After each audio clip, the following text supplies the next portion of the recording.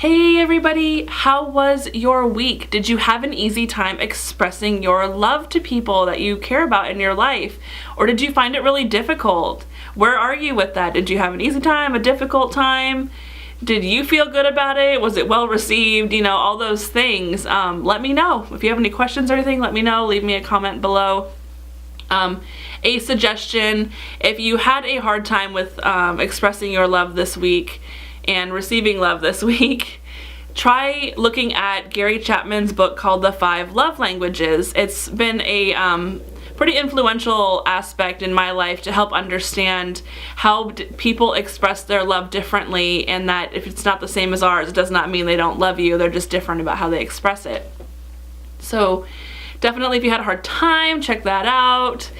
And my week was really, really good. I am a very verbal, expressive person. I say I love you. You guys hear me all the time say I love you guys.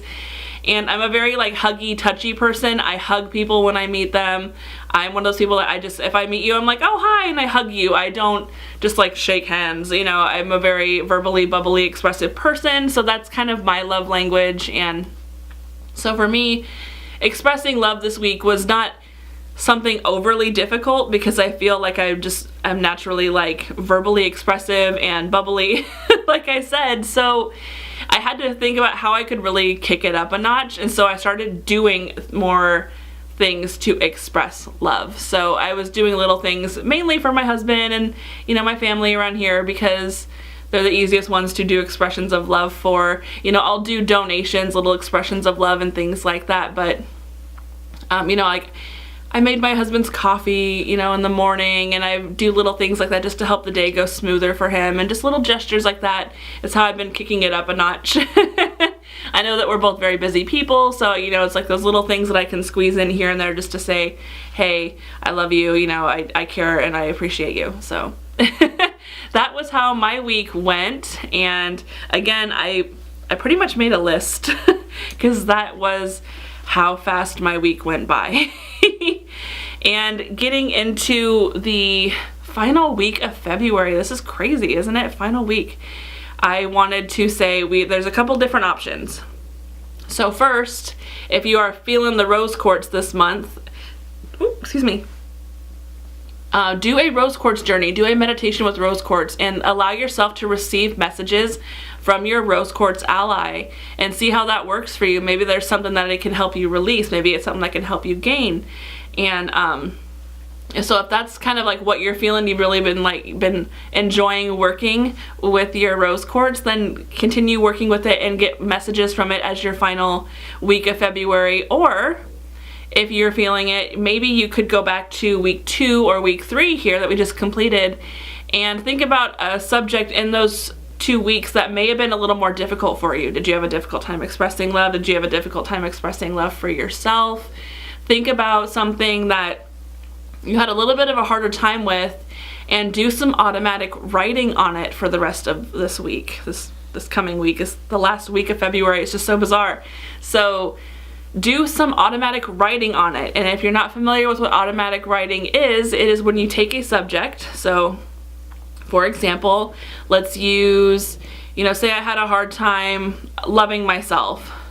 So you could write the word self-love on the top of the page, and then you just start writing beneath that, and you do not let your pen leave the page. This is one of the things with automatic writing, is that you need to let your writing just continue. And if you feel like you have nothing to say, that's okay, just keep your pen on the page. If you're thinking banana, then write banana. It doesn't matter. It's just a way for you to be cathartic and kind of pull through all those layers of why it's hard for you, or why it's difficult, or why there's some sort of block there. So it helps you get through blocks that have been preventing you from really expressing that piece or that subject, or understanding that piece or that subject. So give that a shot. That's what I am going to do. I am going to do some automatic writing, because I already did a rose quartz journey in my Learning and Working with Crystal series, as you guys may know.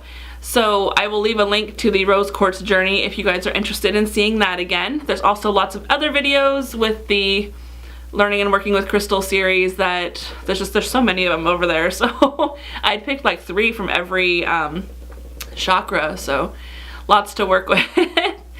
And I definitely want to share with you guys one last time that on my website at greenlightmessages.com, I do Monday messages, which are channeled messages from my guides and some of these spirits and ascended masters that I work with in the green ray, and that's kind of why it's called Greenlight Messages. You guys, it's not just my favorite color or that I'm partly Irish here, but it's more the fact that I work with a lot of spirits in that realm, and they have a lot to share about the earth, about healing, about love, about many things. So head on over to greenlightmessages.com and click on that Monday messages tab, and you can read channeled messages all the way back into 2014. So yeah, you know, just definitely check them out when you have some downtime. And if you like what you read, please do support me in buying the little PDF version of 2014 to 2017 that's available on my Etsy shop. It's only $3.33. I figured it's a great number. It's the number of the Ascended Masters realm. So anyway, I love you guys dearly. I am so grateful you are here.